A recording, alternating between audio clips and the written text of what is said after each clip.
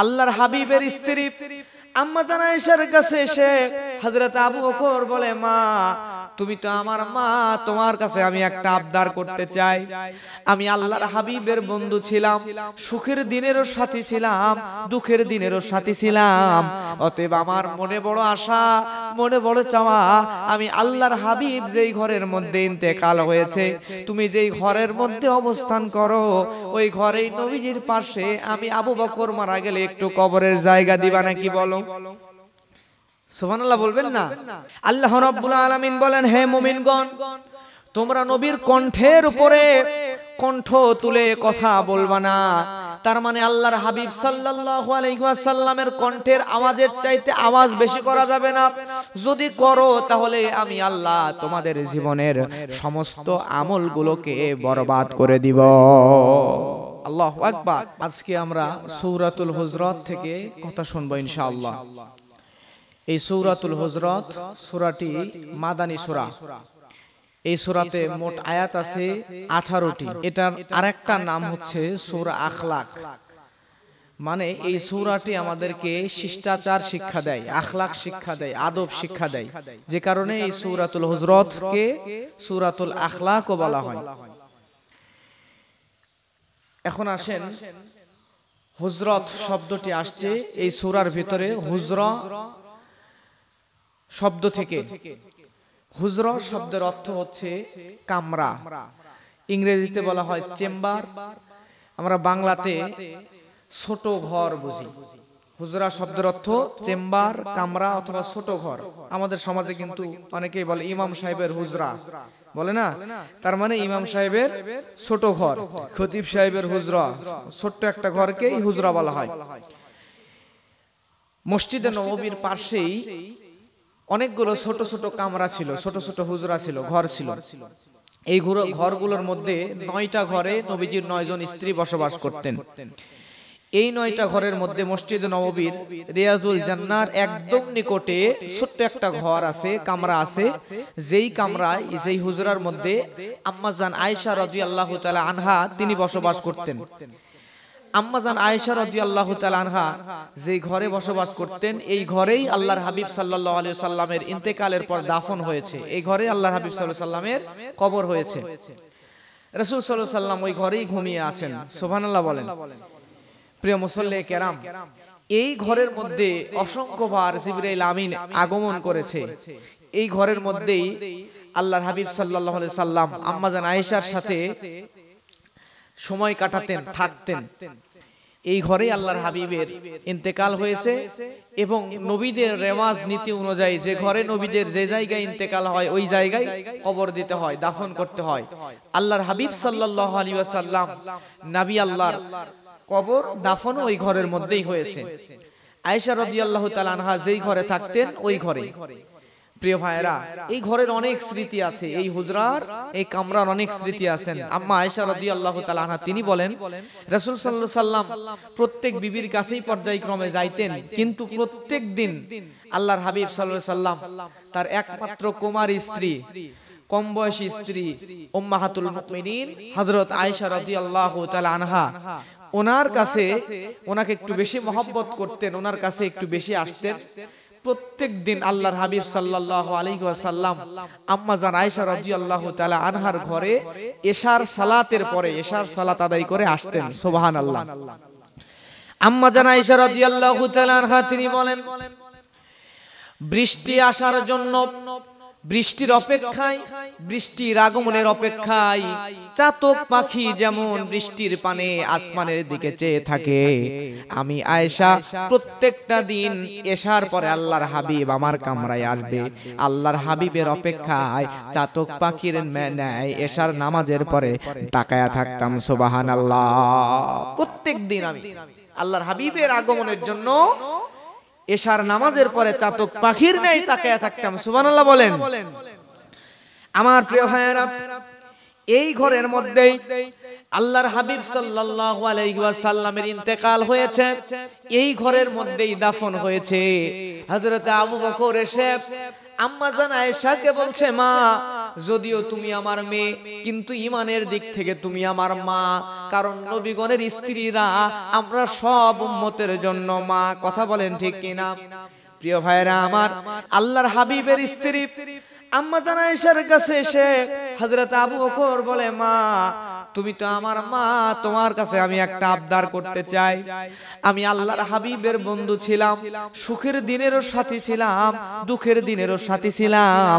অতএব আমার মনে বড় আশা, মনে বড় চাওয়া, আমি আল্লাহর হাবিব যেই ঘরের মধ্যে ইন্তেকাল হয়েছে, তুমি যেই ঘরের মধ্যে অবস্থান করো, ওই ঘরেই নবীজির পাশে আমি আবু বকর মারা গেলে একটু কবরের জায়গা দিবা নাকি বলো? সুবহানাল্লাহ বলবেন না? বাবার আবদার মেয়ে না রেখে পারে? ছোট্ট একটা কামরা, একদম ছোট ঘর, ইমাম সাহেবদের ঘর তো বোঝেনি কত ছোট হয়, এরকম ছোট্ট একটা ঘর। এই ঘরে আল্লাহর হাবিবের ইন্তেকালের পরে ওনাকে কবরস্থ করা হয়েছে, দাফন করানো হয়েছে। এরপরে ওই পাশে একটা পর্দা টানায় ছোট্ট ঘরের এক পাশে নবীজির রওজা, আর এক পাশে আম্মা জান আয়েশা থাকতেন। এখন ওই ঘরের মধ্যে আবু বকর বাবা এসে দাবি করছে যে মারে আমার একটু এই ঘরেই মারা যাওয়ার পরে কবর দেও। আম্মা আয়েশা রাজি হয়ে গেছেন, ওনার কবর আল্লাহর হাবিবের পাশেই একই কামরার মধ্যে দেওয়া হয়েছে। সুবহানাল্লাহ বলেন। প্রিয় ভাইয়েরা আমার, এরপরে হযরত ওমর রাদিয়াল্লাহু তাআলা আনহু তিনি যখন আমিরুল মুমিনিন, আবু বকর ইন্তেকালের পরে খলিফা হযরত ওমর এসে আম্মা জান আয়েশাকে বলে, মা আপনার ঘরের মধ্যে আমায় ওমরকে কি একটু জায়গা দিবেন নাকি? আম্মা জান আয়েশার ইচ্ছা ছিল নবীজির পাশেই কবরস্থ হবেন, কিন্তু হযরত ওমর যখন এসে বলল, হযরত ওমর আমিরুল মুমিনিন, তার কথা উনি ফেলতে পারলেন না। তিনি হযরত ওমরকে বলে দিলেন, রাজি হয়ে গেলেন, আপনি মারা গেলেও আমার ঘরে আপনার কবরের ব্যবস্থা করা হবে। সুবহানাল্লাহ। হযরত ওমর রাদিয়াল্লাহু তাআলা আনহু তিনি ইন্তেকাল করলেন। তিনি নবীজি আর হযরত আবু বকরের পাশে, নবীজির পায়ের দিকে একটু পিছন দিকে পাশে হযরত ওমরকেও কবরস্থ করা হলো, যেই হুজরার মধ্যে, যেই ঘরের মধ্যে। এই ঘরটা হলো আম্মা জান আয়েশার ঘর, যেখানে নবীজি থাকতেন। এই হুজরাকে, এই কামরাকে, এই আম্মা জান আয়েশার ঘরটাকেই কেন্দ্র করে আল্লাহ কোরআনের মধ্যে সূরা হুজরাত নামক সূরা নাজিল করে দিয়েছেন। সুবহানাল্লাহ। তাহলে আম্মা জান আয়েশার ঘরকে কেন্দ্র করে, হুজরাকে, ছোট্ট কামরাকে কেন্দ্র করে কোরআনের মধ্যে একটা সূরা আল্লাহ নাজিল করছেন। সবাই বলেন সুবহানাল্লাহ। প্রিয় ভাইরা, এবার লক্ষ্য করেন, এই কোরআন মাজিদে আল্লাহ সুবহানাহু ওয়া তাআলা আমাদেরকে যুগের চাহিদার আলোকে পর্যায়ক্রমে নবীজির উপরে দীর্ঘ অনেকগুলো বছরে কোরআনটা নাজিল করেছে। দীর্ঘ 23 বছরে কোরআন নাজিল করছেন।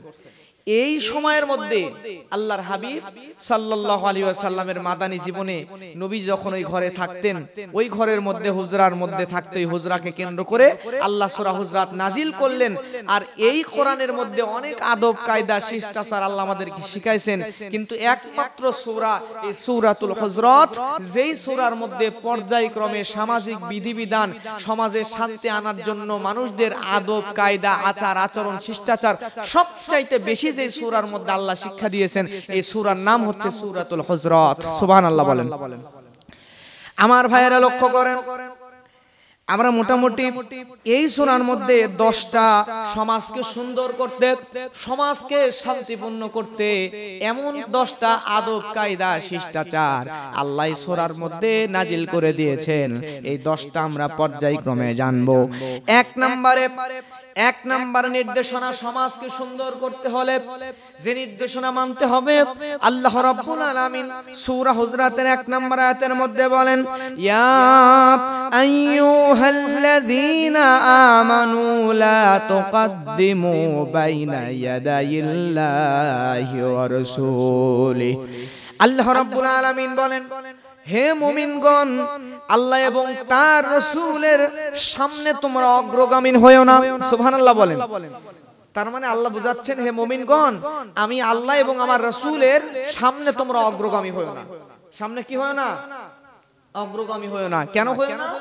কারণ হচ্ছে আমি আল্লাহ এবং আমার রাসূল যে বিধান, আমি আল্লাহ রাসূলের উপর যে বিধান দিয়েছি, রাসূল তোমাদেরকে যে সুন্নাহ শিখাইছেন, আমি আল্লাহ যে কোরআন দিয়েছি, এই কোরআন আর হাদিসে আগ বাড়িয়ে তোমরা কিছু করতে যাও না। কোরআনে যা আছে, হাদিসে যা আছে এটা মানবা। আর যদি সরাসরি উল্লেখ না থাকে তাহলে এই দুইটা থেকে চিন্তা ভাবনা করে বের করে মানবা, কিন্তু কোরআন হাদিসে আছে আগ বাড়িয়ে তোমরা নতুন কিছু তৈরি করো না। এখন যদি আমি আপনি কেউ বলি যে আমরা ঈদের দিনও রোজা রাখবো, তাহলে হবে নাকি? রাসূলের নির্দেশনা ঈদের দিনে রোজা রাখা যাবে? যাবে না। এখন যদি আপনি বলেন শুক্রবারে নফল রোজা করব, এটা কি উচিত হবে? শুক্রবারে নফল রোজা না করাই উত্তম জুমাবারে। প্রিয় ভাইরা, এখন আপনি যদি বলেন সারা রাত নামাজ পড়বো, এটাও হবে না। আপনি যদি বলেন না আমি খালি সারা জীবন ইবাদত বান্দেগি করব, কোনোদিন বিয়ে করব না, এটাও হবে না। কারণ আল্লাহর হাবিবের সময় কিছু সাহাবী আবেগে পড়ে আল্লাহ রাসূলের কাছে এসে একজন বলছে, ইয়া রাসূলুল্লাহ আমি সারা রাত নামাজ পড়বো। আরেকজন বলে, ইয়া রাসূলুল্লাহ আমি সারা দিন রোজা রাখবো, প্রতিদিন রোজা রাখবো, একদিনও রোজা ছাড়া থাকবো না। আরেকজন বলে, ইয়া রাসূলুল্লাহ আমি সারা জীবন ইবাদত বান্দেগি করব, বিয়ে শাদী সংসার আমার দ্বারা হবে না, বিয়ে শাদী করব না, খালি ইবাদত বান্দেগি করব। সুবহানাল্লাহ বলবেন না নাউজুবিল্লাহ বলবেন? প্রিয় ভাইরা, এই কথাগুলো শুনে নবীজি রাগ করলেন, বললেন তোমরা নাকি এগুলো বলছো? কেন বলছো? কারণ আমি নবী তো প্রতিদিন রোজা রাখি না। নবীজি রোজা রাখতেন প্রত্যেক মাসের শেষ 3 দিন, আইএমএ বীজের রোজা। এরপরে আল্লাহর হাবিব সাল্লাল্লাহু আলাইহি ওয়াসাল্লাম তিনি এই প্রত্যেক সপ্তাহের সোমবার আর বৃহস্পতিবার 2 দিন রোজা রাখতেন। এখন আপনি যদি সারা বছর প্রতিদিন রোজা করেন হবে না। আপনি সর্বোচ্চ দাউদ আলাইহিস সালামের মতো আপনি একদিন পর পর রোজা রাখতে পারেন, এর চাইতে বেশি রোজা রাখার অনুমতি ইসলাম আপনাকে দেয় নাই। আমার কথা কি বোঝা যায়? 2 নম্বরে আল্লাহর হাবিব সাল্লাল্লাহু আলাইহি ওয়াসাল্লাম বলছেন আমি তো মাঝে মধ্যে রোজা রাখি, মাঝে মধ্যে রোজা ছাড়ি। আরেকজন বলে সারা রাত ইবাদত করব, নবী বলেন না সারা রাত ইবাদতের দরকার নাই। সারা রাত ইবাদত করবা কেমনে? একটু ইবাদত করবা, আমি নবী একটু তাহাজ্জুদ পড়ি, একটু রেস্ট করি, একটু কোরআন তেলাওয়াত করি, একটু বিশ্রাম করি, এরকম করে সারা রাত ইবাদতের দরকার নাই। একটু ইবাদত করো, একটু বিশ্রাম করো, কারণ শরীরের তো বিশ্রামের দরকার। বিশ্রাম না করলে আপনি সুস্থ থাকবেন না, ইবাদত করবেন কেমনে? ঠিক না প্রিয় ভাইরা? এরপর আরেকজন বলে যে রাসূলুল্লাহ আমি কোনোদিন বিয়ে করব না। নবীজি বলেন কেন বিয়ে করবে না? আমি নবীও তো, নবীজি বিয়ে করছিলেন প্রায় 11টা, সুবহানাল্লাহ বলবেন না? 9টা বিবি ছিল, 2টা দাসী ছিল নবী সাল্লাল্লাহু আলাইহি ওয়াসাল্লামের। তো আমার এতগুলো বিবি থাকার পরেও আমি যদি ধর্মকর্ম ঠিকমতো কইরা সমাজের দুনিয়ার সবচাইতে শ্রেষ্ঠ মানুষ আল্লাহ আমারে বানায়, আমার বিবি আছে, সংসার আছে, স্ত্রীদের সাথে আমি মিলন করি, স্ত্রীদের সাথে থাকি, আমি নবীর সবকিছু করার পরে, সংসার করার পরেও আমি নবী সাল্লাল্লাহু আলাইহি ওয়াসাল্লাম আমি যদি বিয়ে করতে পারি তাহলে তোমার বিয়ে করলে সমস্যা কি? সুবহানাল্লাহ বলবেন না? তার মানে নবী সাল্লাল্লাহু আলাইহি ওয়াসাল্লাম যে নির্দেশনা দিয়েছেন, আল্লাহ যে কোরআনে নির্দেশনা দিয়েছেন, এর অগ্রগামী হয়ে ইচ্ছা করে আগ বাড়িয়ে অতিরিক্ত কিছু করা যাবে? প্রিয় ভাইরা আমার লক্ষ্য করেন, এরপরে 2 নম্বর নির্দেশনা সূরা হুজরাতের মধ্যে আল্লাহ রাব্বুল আলামিন বলেন, ইয়া আইয়ুহাল্লাযীনা আমানু লা তারফাউ আসওয়াতাকুম ফাওকা সাওতিন নাবিয়্যি ওয়া লা তাজহারু লাহু বিল কওলি কাজাহরি বা'দিকুম লিবা'দ তাহবাতা আমালুকুম ওয়া আনতুম লা তাশউরুন। আল্লাহ রাব্বুল আলামিন বলেন, হে মুমিনগণ, তোমরা নবীর কণ্ঠের উপরে কণ্ঠ তুলে কথা বলবা না। তার মানে আল্লাহর হাবিব সাল্লাল্লাহু আলাইহি ওয়াসাল্লামের কণ্ঠের আওয়াজের চাইতে আওয়াজ বেশি করা যাবে না। যদি করো তাহলে আমি আল্লাহ তোমাদের জীবনের সমস্ত আমলগুলোকে বরবাদ করে দিব। আল্লাহু আকবার। এই আয়াতটা নাজিল হওয়ার কারণ হলো নবীজির সামনে হযরত আবু বকর আর হযরত ওমর রাদিয়াল্লাহু তাআলা আনহু বসা।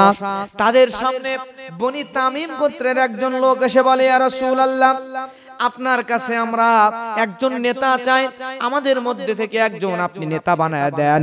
আল্লাহর নবী সাহাবীদের কাছে পরামর্শ চাইলেন। হযরত আবু বকর বললেন, ইয়া রাসূলুল্লাহ এই বনি তামিম গোত্রের মধ্যে ইবনে মাবেদ হলো যোগ্য লোক, এই ইবনে মাবেদকে আপনি নেতা বানায়া দেন। আর এদিকে হযরত ওমর বলে ইয়া রাসূলুল্লাহ আপনি আকরা ইবনে হাবিসকে নেতা বানায় দেন।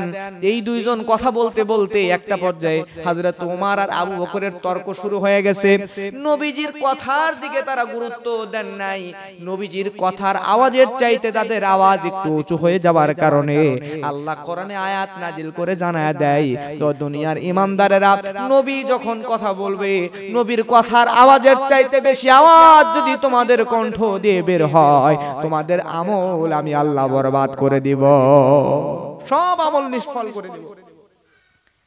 প্রিয় ভাইরা, তাহলে নবীর আওয়াজের চাইতে বেশি আওয়াজ দিয়ে কথা বলা কি উচিত? উচিত নয়। এটা শুধু নবীজির সঙ্গেই খাস নয়, আমাদের সমাজেও আমাদের কাছে নবীজির পরে যারা সম্মানিত আলেম ওলামা, বাবা মা, শিক্ষক, ইমাম, বুজুর্গ ব্যক্তি, যারা সমাজের সম্মানিত ব্যক্তি যারা আছে, তারাও যখন কথা বলবে তাদের কণ্ঠের উপরে কণ্ঠ দিয়ে কথা বলাও গুনাহের কাজ। একজন কথা বলছে, সম্মানিত ব্যক্তি, আপনার বাবা, আপনার মা, আলেম, ইমাম, একজন শিক্ষক, সম্মানিত ব্যক্তি কথা বলছে, তার চাইতে আপনার বাবা বলছে চুপ কর, আপনি বলছেন আপনি চুপ করেন, এই যে বলছেন এটা কবিরা গুনাহ, আপনার গুনাহ হবে, এই কাজ করা যাবে না। প্রিয় ভাইয়েরা আমার, একদিন দুপুরবেলা আল্লাহর হাবিব সাল্লাল্লাহু আলাইহি ওয়াসাল্লাম কাইলুলা করছেন, একটু খাবারের পর বিশ্রাম নিচ্ছেন। এমন সময় নবীজির কাছে একজন বনি তামিম গোত্রের আরব একজন বেদুইন ব্যক্তি চলে আসছে নবীজির কাছে। আসার পরে নবীজির বাড়ির পিছন দিকে দাঁড়ায়া আল্লাহর হাবিবকে ডাক দিচ্ছে, ইয়া মুহাম্মদ, নাউজুবিল্লাহ, নবীজির নাম ধরে ডাকতেছে। এই দৃশ্য আল্লাহর কাছে অপছন্দ হয়ে গেল। আল্লাহ কোরআনে আয়াত নাজিল করে দিলেন। দেখেন, আল্লাহ কোরআনের মধ্যে নবীজিকে সরাসরি নাম ধরে কোনো জায়গায় ডাকেন নাই। আল্লাহ বলছেন ইয়া মুজাম্মিল, ইয়া মুদ্দাসির, ইয়াসিন। আল্লাহ রাব্বুল আলামিন নিজেই নবীকে বিভিন্ন ছদ্মনাম দিয়ে ডেকেছেন, সরাসরি নাম নেন নাই। কিন্তু আজকে এই আরবের বেদুইন ব্যক্তি যখন নবীজিকে নাম ধরে ধরে ডাকলো, নবীজিকে নাম ধরে ধরে ডাকার কারণে প্রিয় ভাইরা আল্লাহর হাবিবের উপরে যখন এভাবে বেয়াদবের মতো ডাকতেছে নবীজিকে, ওই বেদুইন ব্যক্তির উপর আল্লাহ রাগান্বিত হয়ে গেলেন। সঙ্গে সঙ্গে কোরআনের মধ্যে আয়াত নাজিল করে দিলেন। আল্লাহ রাব্বুল আলামিন বলেন, ইন্নাল্লাযীনা ইউনাদুনাকা মিন ওয়ারাইল হুজুরাতি আকসারুহুম লা ইয়াকিলুন। আল্লাহ রাব্বুল আলামিন বলেন, যারা ঘরের মধ্যে, ঘরের বাহির হতে তুমি নবীকে নির্বোধের মতো ডাকতেছে, উচ্চ স্বরে ডাকতেছে, তারা অধিকাংশই নির্বোধ। তার মানে নবীজিকে যারা ঘরের বাইরে থেকে গাধার মতো ডাকতেছে, জোরে আওয়াজ দিয়ে ডাকতেছে, তারা হলো নির্বোধ। তারা কি? এখান থেকে শিক্ষা, আপনি যদি কোনো সম্মানিত ব্যক্তির বাড়িতে যান, যাওয়ার পরে ওই জায়গায় যা ওইভাবে উচ্চ বাচ্চ চিৎকার চেঁচামেচি করে ডাকা যাবে না। সুন্দর করে শান্ত শিষ্ট ভাবে ডাকতে হবে, একটু ধৈর্য ধরতে হবে। আমাদের ধৈর্যের বড় অভাব। কারো বাড়িতে গেছি, যা ডাকাডাকি করছি, করার পরে বের হয় না, একদম অধৈর্য হয়ে গেছে, চিল্লা পাল্লা হই হুল্লোড় শুরু করে দিয়েছি। কিন্তু একটু ধৈর্য ধরতে হবে। আল্লাহ রাব্বুল আলামিন কোরআনের মধ্যে বলেন, রব্বুল আলামিন সূরা হুজুরাতের 5 নম্বর আয়াতে বলেন, ওয়ালাউ আন্নাহুম সাবারু হাত্তা তাখরুজা ইলাইহিম লাকানা খায়রুল লাহুম ওয়াল্লাহু গফুরুর রহিম। আল্লাহ রাব্বুল আলামিন কোরআন মাজিদের মধ্যে বলেন, বান্দারে তুমি বাহির হয়ে তাদের সামনে আসা পর্যন্ত, মানে নবীজি বাহির হয়ে ওই লোকগুলোর সামনে আসা পর্যন্ত তারা যদি ধৈর্য ধরত, তাহলে এটাই তাদের জন্য উত্তম হতো। সুবহানাল্লাহ।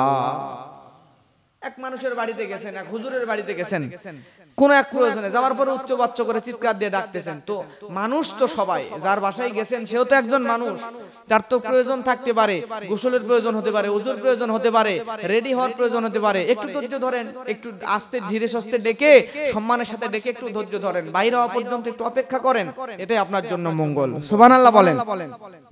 প্রিয় ভাইরা আমার, লক্ষ্য করেন, তাহলে আমরা শিখলাম নবীজির মতো যারা সম্মানিত, নবীজির পরে দুনিয়াতে আল উলামা ওয়ারাসাতুল আম্বিয়া, নবীর ওয়ারিস, এই নবীর ওয়ারিস আলেমদেরকেও সম্মান করতে হবে।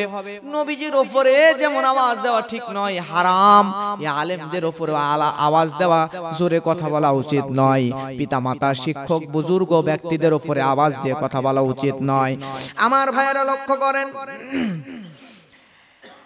সূরা হুজরাতের 3 নম্বর নিদর্শন হচ্ছে, প্রিয় ভাইরা আমার, 3 নম্বর নিদর্শন হলো আল্লাহ রাব্বুল আলামিন কোরআন মাজিদের মধ্যে বলছেন, ইয়া আইয়ুহাল্লাযীনা আমানু ইন জাআকুম ফাসিকুম বিনাবাইন ফাতাবায়ানু আন তুসিবু কওমা। আল্লাহ রাব্বুল আলামিন বলেন, হে মুমিনগণ, যদি কোনো পাপী ব্যক্তি তোমাদের কাছে কোনো খবর নিয়ে আসে, ওই খবরকে যাচাই করা ছাড়া বিশ্বাস করা যাবে না। বুঝেন ভালো করে কথা, কি বুঝতেছেন? একজন ফাসিক, মিথ্যাবাদী একটা খবর আইনা আপনার কাছে দিছে, এই খবর যাচাই করে তারপরে আপনাকে বিশ্বাস করা লাগবে, যাচাই ছাড়া বিশ্বাস করা যাবে না। এখন আপনি মনে করেন বাইরে গেছেন, একজন ফাসিক আপনার বন্ধু আপনার কাছে আসছে, আয়েশা বলতেছে, বন্ধু তুমি এখানে, তোমার বউ তো দেখতেছি পার্কে আরেকজনের নিয়ে ঘুরতেছে। আপনি বাসায় আসা জানেন না, বুঝেন না, কিছু না, ওই বন্ধুর কাছে শুনছেন, আয়েশা বউরে শুরু করছেন মায়ের উত্তম মাধ্যম। আসলে বউ কিন্তু বাসাতে আছে, বন্ধু যারে দেখছে সে হয়তো অন্য কাউরে দেখছে, একই রকম পোশাক বা একই রকম পোশাক পরে আছে, দেখে মনে হয়েছে, ও ধারণা করে আয়েশা বলতেছে যে বন্ধু তুমি এখানে, তোমার বউ তো পার্কে আরেকজন পুরুষের সাথে ঘুরতেছে, আর আপনি বাসায় এসে মায়ের শুরু করছেন। মানুষের কথা শুনে আপনার ছেলেরে পিটাচ্ছেন বাসায় যায়, কিন্তু আসলে ছেলের দোষ নাই। এই যে ফাসিকের কথা শুনা, ওইটা অনুমান কইরা আপনি ওই বিষয়ে যাচাই বাছাই না করে বিশ্বাস করে ফেলছেন। এরপরে ফেসবুকে একটা খবর পাইছেন, সাথে সাথে কপি করে একদম পোস্ট করে দিয়েছেন, যাচাই বাছাই নাই, আসলে ঘটনা সত্য নাকি মিথ্যা পোস্ট করে দিয়েছেন। এই আল্লাহ কোরআনে বলছেন যে বান্দা, ফাসিকের কাছ থেকে যদি কোনো ব্যক্তি, মিথ্যাবাদী যারা, পাপাচারী যারা, তাদের কাছ থেকে কোনো খবর তোমার কাছে আসলে ওটা আগে যাচাই করো, যাচাই না করে ওইটা বিশ্বাস করা যাবে না। সুবহানাল্লাহ। এটা হচ্ছে মুমিনদের জন্য কয় নাম্বার নির্দেশনা? 3 নাম্বার নির্দেশনা। এই আয়াতটা নাজিল হওয়ার কারণ আছে, বনি মুস্তালিকে রাসূল সাল্লাল্লাহু আলাইহি ওয়াসাল্লাম যাকাত নেওয়ার জন্য ওয়ালিদ ইবনে উকবা নামক একজন ব্যক্তিকে পাঠালেন। নবীজি পাঠালেন যে যাকাতের টাকা পয়সা সম্পদগুলো নিয়ে আইসো। ওই জায়গায় যাওয়ার পরে যেখান থেকে যাকাতের টাকা আনবে, ওখানে হারেস রাদিয়াল্লাহু তাআলা আনহু তিনি যাকাতের সম্পদগুলো এক জায়গায় করে, নবীজির দূত আসতেছে তাকে দেওয়া লাগবে, সবগুলো এক জায়গায় করছে। করার পরে সব টাকা পয়সা সম্পদ নিয়ে ঠিকই দিয়ে ঢাল তরোয়ার নিয়ে নবীজির দূতকে রিসিভ করার জন্য দাঁড়ায় আছে। এখন যে ব্যক্তিকে নবী পাঠাইছেন, এ ব্যক্তির সাথে যেখানে যাচ্ছে ওই জায়গার পূর্ব শত্রুতা আছে।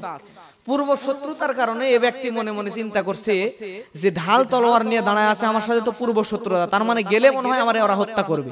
দূর থেকে ধারণা করছে, করে ওখান থেকে পালায় আসছে, ঘুরে আসছে। ওরা কিন্তু সম্পদ দেওয়ার জন্য নিয়ে আসছে, রিসিভ করার জন্য আসছে।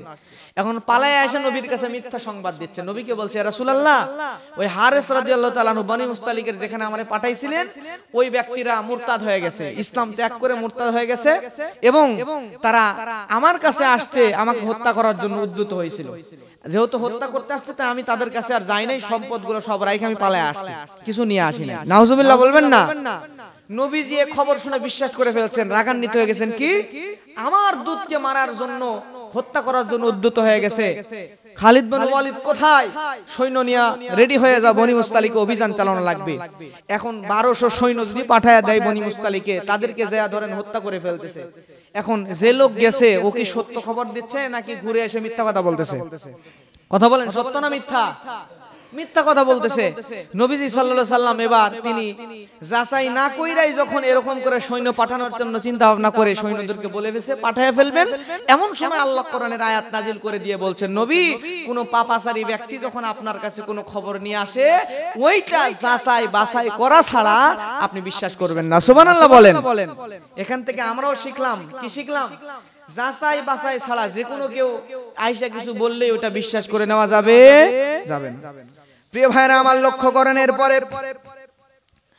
4 নম্বর নির্দেশনা, সূরা হুজরাতের 9 নম্বর আয়াতে আল্লাহ রাব্বুল আলামিন বলেন, وإن طائفتان من المؤمنين اقتتلوا فأصلحوا بينهما আল্লাহ রাব্বুল আলামিন বলেন মুমিন বান্দাদের মধ্যে দুইটা দলের যখন মারামারি শুরু হয়ে যায়, দ্বন্দ্ব শুরু হয়ে যায়, নবী হে আপনি তাদের মধ্যে এই দ্বন্দ্বটার মীমাংসা করে দেন। সুবহানাল্লাহ। তাহলে আমরা শিখলাম সূরা হুজরাতের 4 নাম্বার নির্দেশনা। আমাদের সমাজের দুইটা বংশ, দুইটা পরিবার মনে করেন ঝগড়া মারামারি লাগছে, তখন কি করবেন? ওইখানে যে মারামারি আরো লাগাই দিবেন নাকি? আমরা তো তাই করি, যে ঝগড়া লাগছে ওই ঝগড়ায় যে এক বাড়িতে মনে করেন আগুন লাগছে, ওখানে পানি ঢালা লাগবে, আপনি নিয়ে যা কেরোসিনের তেল, অকটেল, পেট্রোল, ডিজেল ঢালতেছেন, তাহলে হবে? যদি কেউ ঝগড়া বিবাদ লাগে, গন্ডগোল লাগে, ওখানে আরো গন্ডগোল বাধায় দেওয়ার জন্য কি করা লাগে সেটা সমাজের মানুষ করে, কিন্তু এটা করা যাবে না। 4 নাম্বার নির্দেশনা, ঝগড়া লাগছে দুইটা সমাজের, দুইটা পরিবারে, আপনি ওখানে যা মীমাংসা করে দেন। সুবহানাল্লাহ।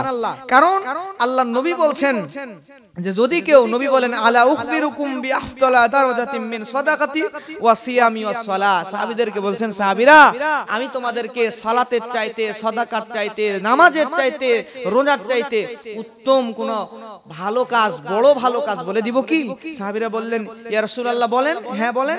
নবীজি সাল্লাল্লাহু আলাইহি সাল্লাম তখন বললেন ইসলাহুল যাতিল বাইন, দুই পক্ষের দ্বন্দ্ব মীমাংসা করে দিবা। জোরে বলেন সুবহানাল্লাহ।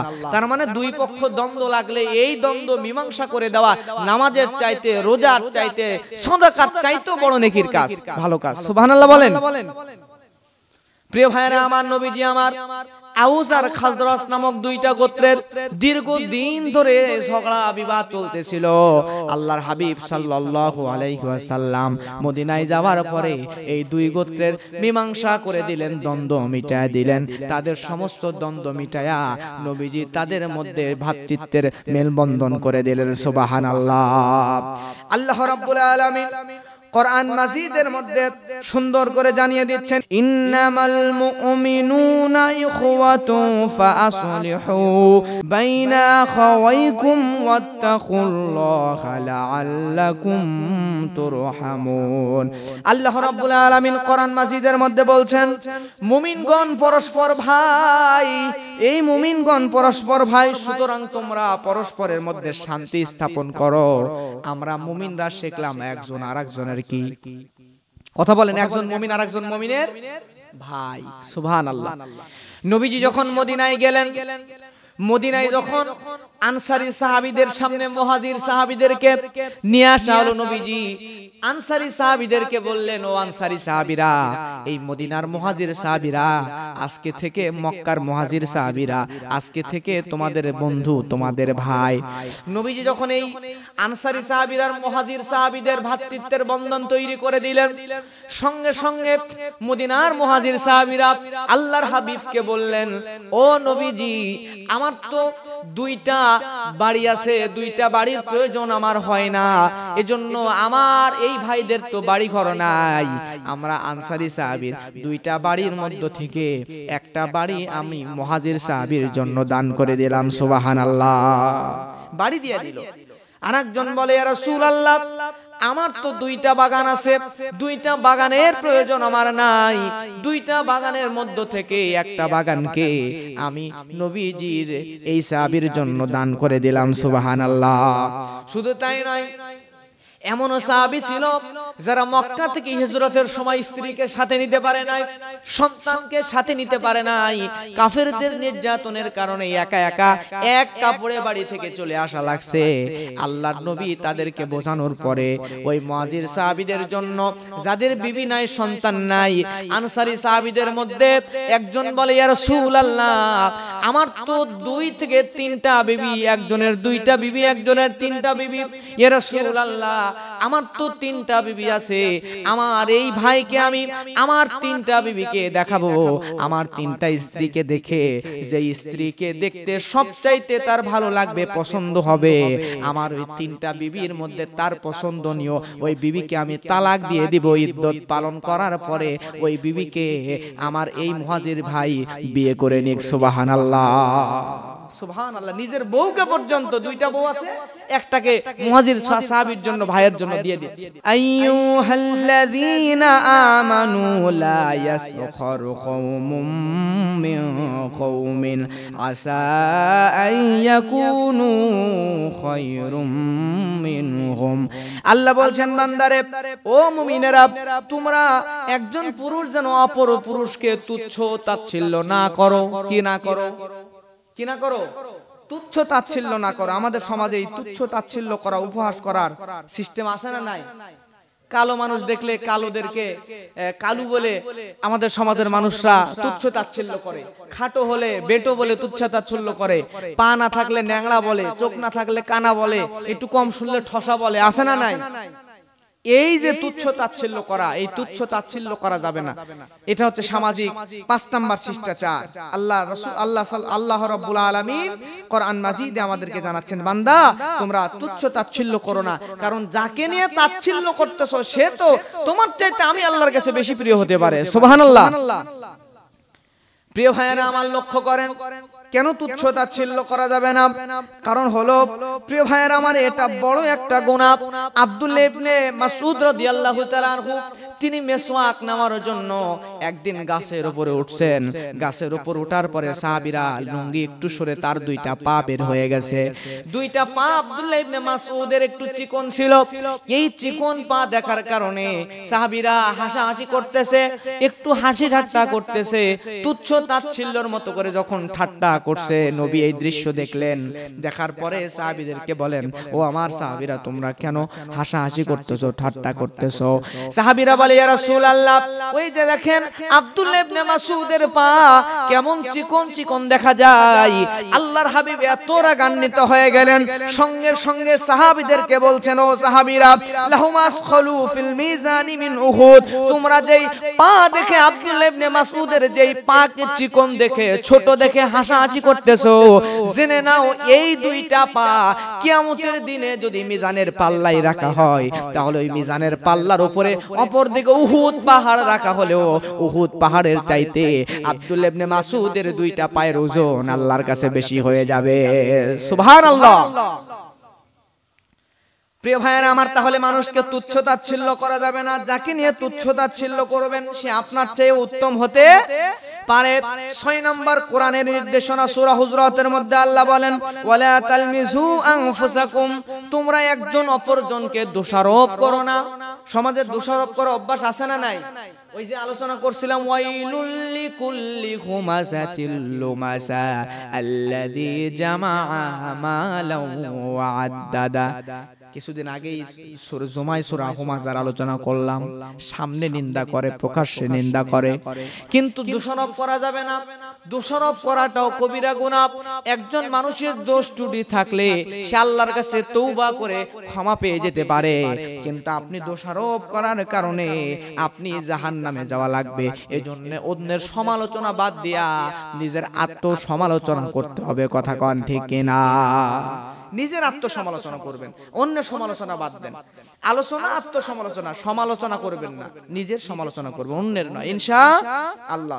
কোরআনের 7 নাম্বার নির্দেশনা, আল্লাহ রাব্বুল আলামিন কোরআনের মধ্যে বলেন, ولا تنابزوا بالألقاب بئس الاسم الفسوق بعد الإيمان ومن لم يتب فأولئك هم الظالمون।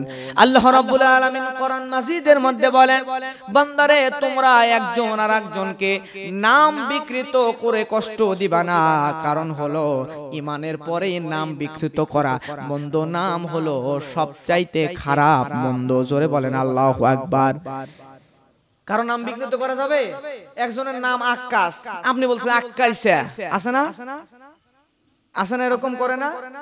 নাম একজনের মনে করেন আব্দুর রাজ্জাক, বলে রাজ্জাকে, এরকম করে না? এই যে নাম বিকৃত করেন, এটা কিন্তু গুনাহের কাজ। নাম বিকৃত করা যাবে না। একজনের একটা নাম আছে, তার নাম বিকৃত করে ওই নাম বাদ দিয়ে একটা, মানে সে রেগে যাবে, খেপে যাবে, এরকম একটা নাম দিয়ে তারা ডাকতেছে। এই যে একজনকে আজে বাজে খেপানো নাম দিয়ে ডাকাডাকি করে, এটা কবিরা গুনাহ, হারাম। কোরআনে আল্লাহ বলেছে। শুধু তাই নয়, আল্লাহ বলছেন মাল্লাম ফাউলাইকা হুমুজ জালিমুন, আল্লাহ কোরআনে বলছেন ওয়া মাল্লাম ইয়াতু ফাউলাইকা হুমুজ জালিমুন, যদি তুমি কাউরে নাম বদলায়া কষ্ট দাও তাহলে বান্দা তুমি জালেম হয়ে কবরে যাবে। একজনের নাম বদলায়া কষ্ট দেওয়া যাবে? জোরে বলেন যাবে? নাম বদলিয়ে কাউরে কষ্ট দিবেন না। এরপরে প্রিয় ভাইরা আমার 8 নাম্বার নির্দেশনা, আল্লাহ রাব্বুল আলামিন কোরআন মাজিদের মধ্যে বলেন ইয়া আইয়ুহাল্লাযীনা আমানু জুতানিবু কাসীরাম মিনাজ যন্নি ইন্না বা'দাজ যন্নি ইসমু ওয়া লা তাজাসসু। 8 এবং 9 নাম্বার। 8 নম্বরে আল্লাহ রাব্বুল আলামিন বলেন ও বান্দা তোমরা অন্যের ব্যাপারে কুধারণা করো না। কি করো না? কুধারণা করো না। কারণ হলো আপনি যার ব্যাপারে কুধারণা করবেন যেটা ভাবতেছেন সেটা নাও হতে পারে। মনে করেন একজন তার বোনরে নিয়ে অথবা খালারে নিয়ে অথবা ভাগ্নিরে নিয়ে রিকশায় নিয়ে যাচ্ছে, রিকশায় করে নিয়ে হাসপাতালে যাচ্ছে। এখন আপনি দেখছেন, দেখার পরে মানুষের কাছে এসে গল্প করতেছেন অমুক তো মেয়ে মানুষ নিয়ে রিকশায় করে ঘুরে বেড়ায়, নাউজুবিল্লাহ বলবেন না? আসলে তার খালা অথবা আপন বোন অথবা ভাগ্নিরে নিয়ে যাচ্ছে হাসপাতালে, আর আপনি ধারণা করে বসলেন যে অন্য মেয়ে মানুষ নিয়ে রিকশায় করে ঘুরে। এই যে ধারণা, এটা কবিরা গুনাহ, আল্লাহ হারাম করে দিয়েছে।